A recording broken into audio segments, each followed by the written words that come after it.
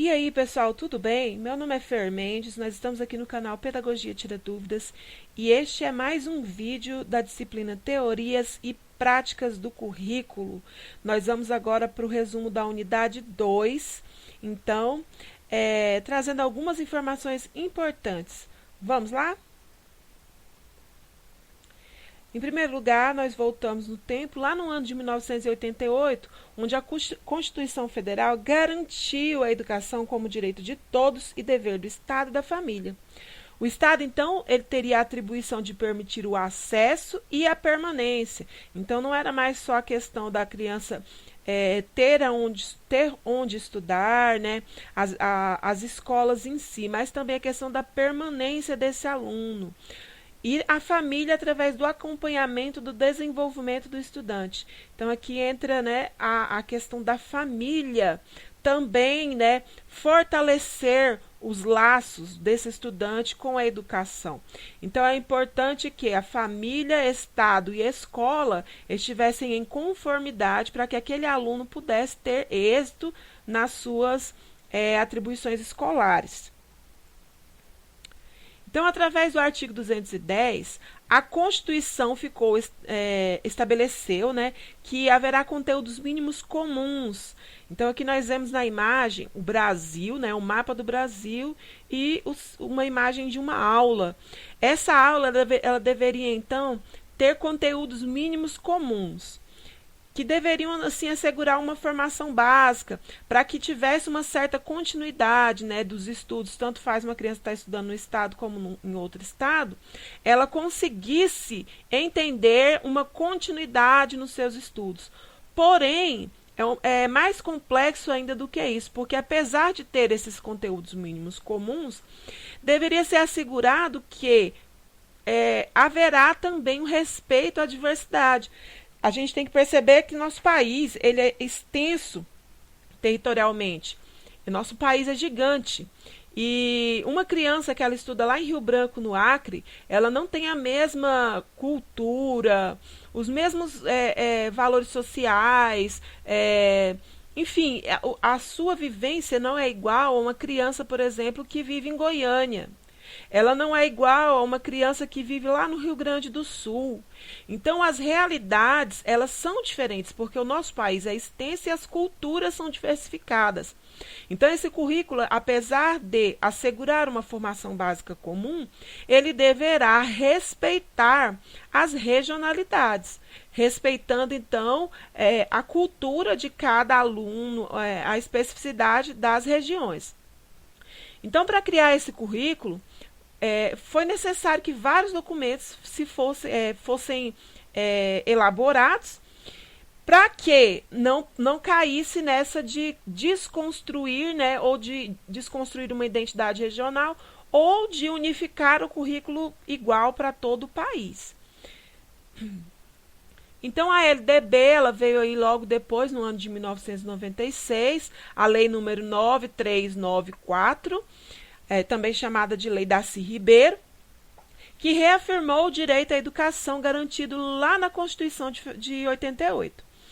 Ela estabeleceu princípios e deveres do Estado em relação à educação escolar pública. Ela definiu as responsabilidades em regime de colaboração entre União, Estados, Distrito Federal e os municípios.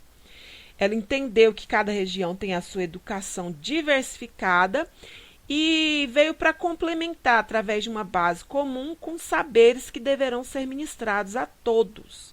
A LDB, então, ela veio aqui reafirmando, sim, que a educação é um direito de todos.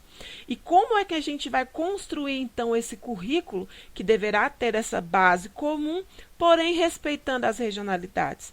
Como que vai ser feito isso? Então, assim, foram criados dois documentos muito importantes, que são os Parâmetros Curriculares Nacionais, os PCNs, e as DCNs, que são as Diretrizes Curriculares Nacionais. Então, quais serão as principais características dos PCNs e dos DCNs?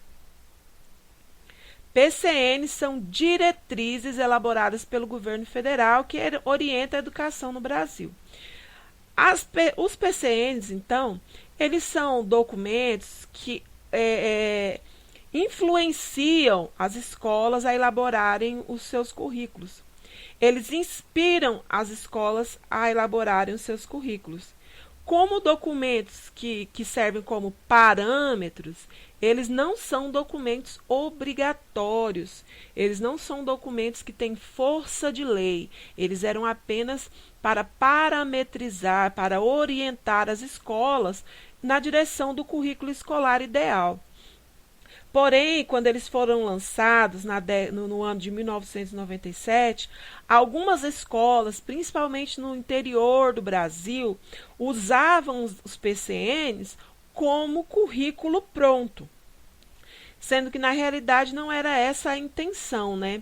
Então eles serviam aí para dar um norte, para orientar, para que as escolas, olhando as suas realidades, olhando as suas especificidades, buscassem nos PCNs uma orientação para elaborar o seu currículo.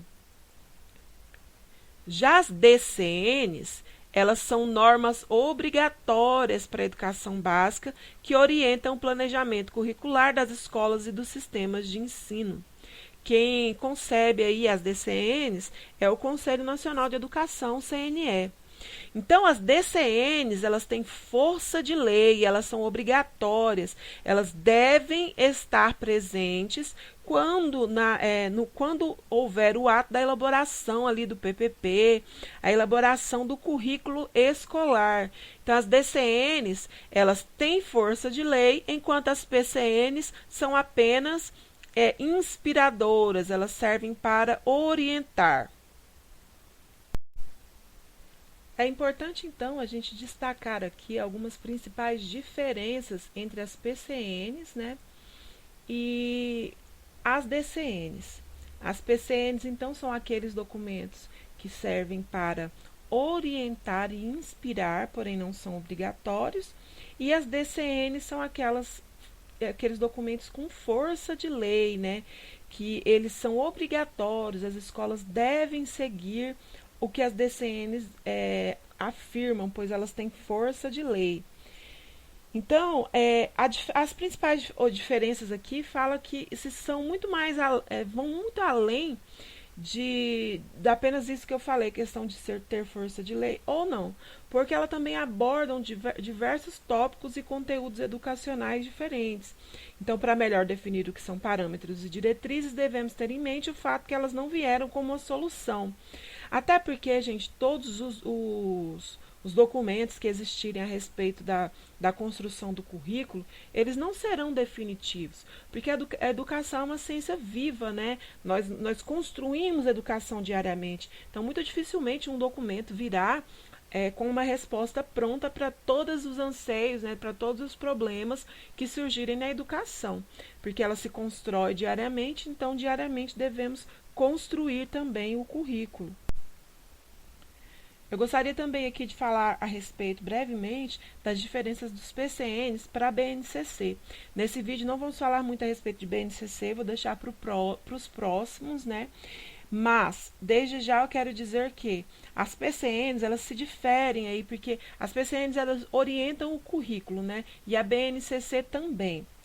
Mas, a BNCC, ela tem o poder de lei. Já o PCN não tem esse poder de lei, né? Ele é apenas orientador. A organização do PCN era por ciclos de 2 anos, e já a BNCC por séries de anos, por anos de ensino, né, na realidade. A BNCC é dividida em unidades temáticas, objetos de conhecimento, competências e habilidades. E já o PCN era por blocos de conteúdos e objetivos. E é importante frisar também que o PCN ele está em desuso por conta, né, da desatualização, desde o ano de 97 para cá.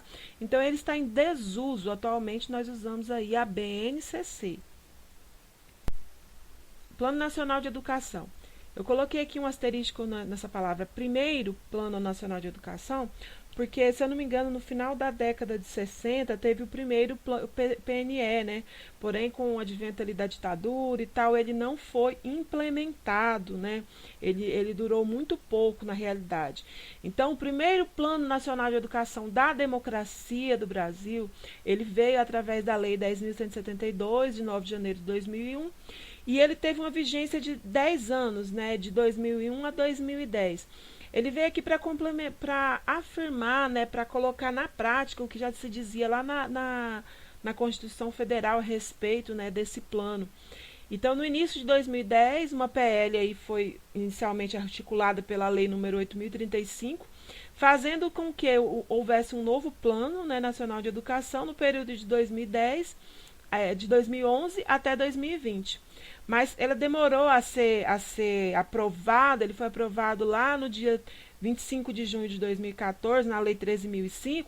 Então, ele cobriu o decênio de 2014 até 2024. Então, ainda está em vigência o segundo PNE, onde as principais metas são a creche para todos, né? Uma creche onde não haja essa questão que hoje em dia acontece muito, né? Das filas imensas por espera numa vaga. A pré-escola também para todos. Várias garantias de melhoras no ensino fundamental, ensino médio, ensino superior, colocando aí também metas para educação especial, educação em tempo integral, educação de jovens e adultos e educação profissional. Sobre as 20 metas do PNE também vamos fazer um outro vídeo, para que esse não fique muito extenso, debatendo assim e conversando a respeito de cada uma delas.